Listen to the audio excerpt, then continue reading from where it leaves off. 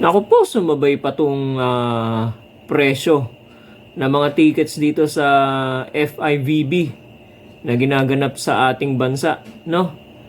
Marami nagrereklamo. Ako nga, tinignan ko nga yung listahan ng mga tickets na yan. Talaga namang, naku po, eh, kung ako ibibili ko na lang ng mga pang-araw-araw na gastusin dito sa bahay. Sino ba naman ang bibili ng ticket na yan pagkamahal-mahal?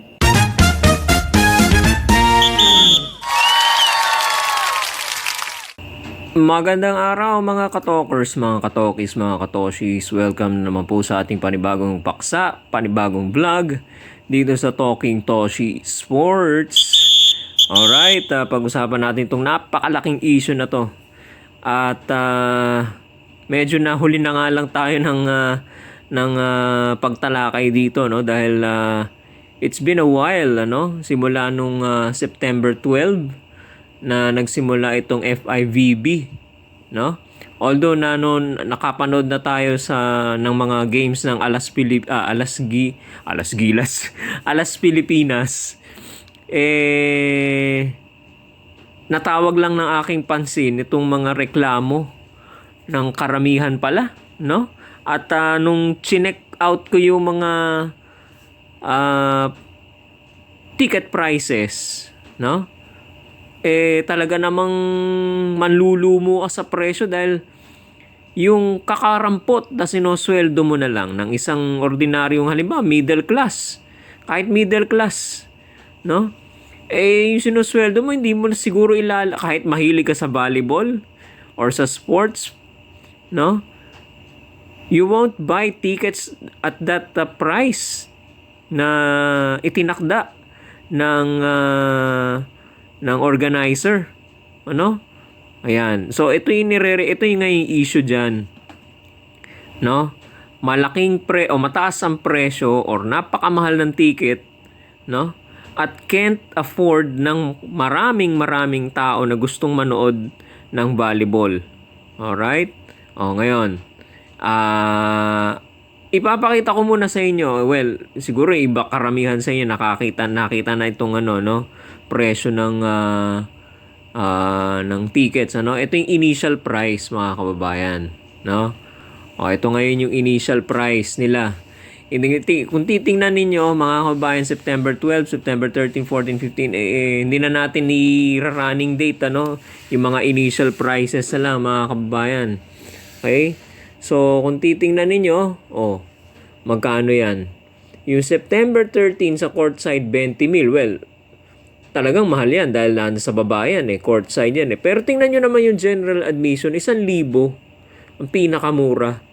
Ang 1,000 na yan, kung ako mga kababayan, namimili ako Yung 1,000 na yan, kulang pa yan sa 1 linggong budget sa mahal ng bilihin ngayon. Kung yung 1,000 na yan, ibibili ko ng ticket, magugutom naman ang pamilya ko, ang mga mahal ko sa buhay. Hindi na lang ako manonood niya kahit mahilig ako sa sports o sa volleyball. Okay, ibibili ko na lang ng pagkain yan, kung ano man pangangailangan namin, kaysa bilihin yan. Total, meron naman sa TV, manonood na lang ako sa TV. Okay? Kita na niya, tingnan niyo yung price range nung 20 mil. Hindi ko lang alam kung Araneta pala ito. Tingnan nyo, Araneta ito, no? 20 mil, 1,000. Hanggang September 50. Well, nung September 14 na iba. 12 mil, hindi ko lang alam kung bakit ganyan yan. Ngayon, nung mga nakaraang araw, nakaramdam siguro sila ng panghihinayang dahil walang nanonood, empty seats, no? Yun ang napapansin, walang bakante yung mga upuan. Ito ginawa nila. 30% off on all tickets during the pool phase. Pool phase. Nakakatang twister pa. During the pool phase. Tingnan nyo. From 13.8, more or less mga 12 yan, 15, 20. Binabaan nila. 30%.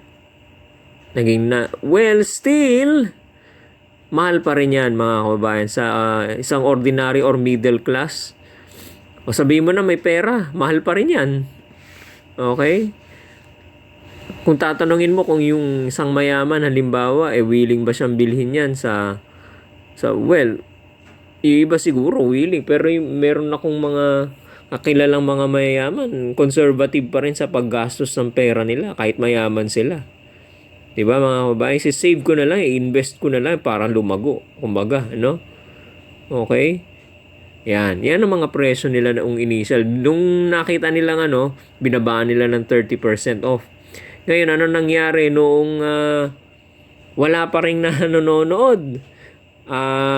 Paparating na tong round of 16, papunta raw sa finals. Ito naman ang ginawa nila. Mga kabayan, ito naman ang ginawa nila ngayon. The final big sale. Wow. Enjoy 50% off on all tickets. 50% na lang. Ito na. Round of 16. Ayan ang mga presyo mga kababayan. Yung 500 naging 250 na lang. Siguro, yung iba ma-afford na yan general admission. Pwede. Kaya lang, ano pa mapapanood mo dyan?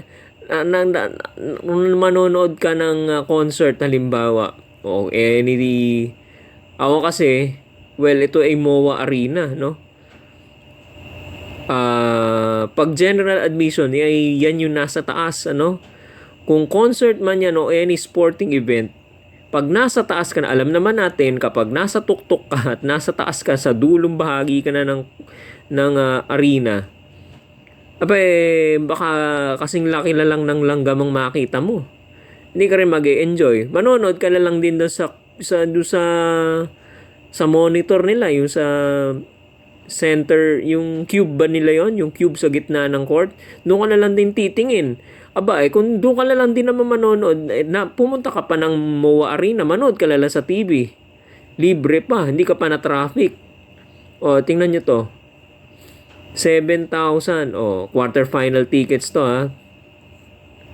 Mahal pa rin eh. Hindi ba nila maibaba ito? Semifinals. At habang lumalapit yung finals, lalong nagmamahal. Tingnan nyo, ayan, 8,000, 9,500. Mahal pa rin. Nasa libo pa rin, mga kababayan. Okay? Yan. Kung papasok ka man sa mura, hindi ka rin mag-e-enjoy. No? So, yan ang nagiging problema ngayon natin. Ano? Ngayon, mga kababayan, tingnan natin to. Mag-attendance check muna tayo. Sabi ng sa ating nakakalap na impormasyon, sabi dito sa kinuha natin na artikulo or facts, no? Sa articles ng spin.ph. A check of attendance records the first 3 days showed games drawing an average of just 3,182. But may 0.6 to. Average pala. Sorry. 3,182.6 fans. 183 mo na. Round off mo na. The 4-game bill on September 14 at the Smart Araneta Coliseum was the worst, attracting an average of just 1,208.75. 1,210 mo na. Fans per game. A cold reception from fans which organizers hope to perk up with a big cut in ticket prices na. Ayun na nga, pinakita ko na nga sa inyo. Ito nyo yung mga ilan ang seats, ilan ang upuan sa Smart Araneta, or ilan yung seating capacity ng Smart Araneta. Pagka halimbawa napuno ng tao yung isang PBA Finals game, ilan yung mga 11? 15,000? Kita nyo, tingnan mo, napakababa, no? Nilalangaw nga, mga kababayan. Okay? Ngayon, ano ngayon ang napapansin ngayon? Sino ngayon ang nakapansin ito? Isa sa mga nakapansin. Dalawang senador po natin, mga kababayan. Si Senator Erwin Tulfo at saka si Senator Risa Hontiveros. Actually, mga anak ni Senator Risa Hontiveros, inecho na lang ni Senator Risa sa Senate, ano? O ngayon, ano mga nagiging observation at naging comment ni Senator Erwin Tulfo tungkol dito sa nagmamahalang tickets ng FIVB. Okay? Ayan, sabi niya, 15,000 pesos para makapanood lang ng volleyball. Sino naman po ang bibili ng ganyan kamahal na ticket? Siyempre, hindi po ang ordinaryong estudyante. Hindi rin po yung mga mahilig sa volleyball sa probinsya o mga batang nangangarap na maging volleyball players. Sabi ni Senator Erwin Tulfo. Oo nga naman, sino ba namang mangangahas naman na mag-shell out ng 15,000 para makapanood ka lang ng volleyball? Okay, hindi, siguradong hindi mga estudyante yan, ano? Yung mga makikaya lang talaga, talagang willing talaga magwaldas ng pera. Okay? Sayang naman itong, oo nga naman, ako naisip ko rin, sayang din naman itong mga nag-a-aspire ng maglaro, maging athlete, no? Natin sa volleyball. Napagkaitan ng pagkakataon para makapanood ng mga international competitions like this. Okay? World championship ito. Sa buong mundo ito. Tapos walang nanonood. Buong mundo walang nanonood. Siguro na ipangako pa nga ng PFBN ba yun? PVFN, Philippine Volleyball, PVFN yata if I'm not mistaken. Na ipangako pa yata ni Tats ba yun? Tats Susara, no? Na mahilig ang Pilipinas sa volleyball. Oo, marami nanonood pagka local, sila Alaysa Valdez sa PVL, ano? Pero still, number 1 pa rin ako, naniniwala, number 1 pa rin na pastime na talagang original is basketball talaga. Yun talaga ang nagdodraw ng crowd, no? Pero volleyball, oo, may nanonood pero occasionally siguro, no? Pero mamahalan mo pa yung tickets, ganyan na nga ang hindi pa naman tayo masyadong deeply rooted ang pagkahilig natin sa volleyball. Magkakaroon nga tayo ng problema dyan. Wala masyadong manonood. Minahalan mo pa yung ticket. Kaya nga, dapat, tama si Senator Tulfo. Sino ba naman ang bibili niyang ticket na 15,000? Ito pa sabi ni Senator Erwin Tulfo. Instead of bringing volleyball closer to the people, we are driving them away. Totoo nga yan, Instead of inspiring the youth, we are telling them that sports is only for the rich. Oo nga naman. Okay?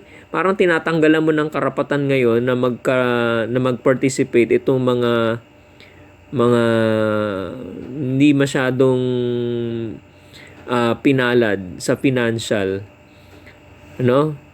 na mag-aspire na sila ay sumali sa sports, na pinalalabas mo itong sports natin or any type of sport pang mayaman lamang. Yung pang training kailangan mo pang bayaran. Okay, yung panonood na nga lang babayaran pa ng mahal. Yung training na nga kung minsan mahal din, Kaya nadidiscourage sila. Yun na nga lang panonood ng volleyball. Manonood ka na lang, ha? Iupo ka na lang doon. Napakamahal pa rin. Ano ba namang klase yan? 'Di ba? Yan. So, yan ang sabi ni Senator Erwin Tulfo. Okay? Isa pa. Sabi pa niya, this is not just about volleyball. This is about governance, accountability, and the message we send to our people. Kung dito pa sa larangan ng sports, lantaran na ang kapabayaan at kawalang malasakit, what more in other bigger arenas? Yan. Yan ang wala raw malasakit. Oo nga naman. Hindi may kinonsidera yung market na maaaring matap nitong international hosting natin ng FIVB. Okay? Eh, naku po. Ang kinatatakot ko nga dyan, baka ito na naman ay uh, flood control project 2.0. Ha? Hintayin na lang natin. Alam nyo naman ang nangyayari dyan, after the event, kasi may ano dyan, may pondo ng gobyernong involved dyan. So this is subject to audit ng COA. Okay? At pag nakita ng COA merong kumita diyan, wag naman sana, no? Okay? Nako, ano na naman kontrobersya yan. Sa sports pa nangyari. Pati ba naman sa sports pinagkakakitaan ninyo? Okay? So napakahirap nitong natin, itong predicament natin. Bakit ang mahal-mahal ng presyo ng ng tickets? Okay? Huwag niyo ikatwirang 2 billion kasi 2 billion daw ang kanilang nagastos dito. Total of 2 billion pesos, ha? Okay? Huwag niyo ikatwira na 2 billion pesos at mahal. Pwede namang may babaan yung presyo. Daanin nyo sa volume. Kung bababa ang presyo, alam nyo naman ang supply of law and demand, law of supply and demand, sorry. Law of supply and demand. Pagka bumaba ang presyo, di madami ang kukuha ng ticket. Okay? Iba kuminsan nga dapat ilinilibre nyo na yung general admission Okay? Di ba? Maraming manonood. Di bawi ka na doon sa kahit mababa yung presyo, marami naman manonood. Bawi na sa volume ng taong manonood. Matutuwa pa yung mga teams. No? Bakit? Ito ang comment ni Senator Risa Ontiveros. Ito yung sabi ng mga anak niya. Okay? Sayang no? I mean, kinoment ito ni Senator Risa Ontiveros, pero yung information, yung feed, galing sa mga anak niya. So ang comment niya, sayang first time natin i-host itong global tournament. Napapansin daw ng ibang mga national teams, yung mga national teams na participating teams, parang nagtatanungan sila, nasa na yung nanonood, nasa na yung mga audiences, wala man lang parang nag-cheer.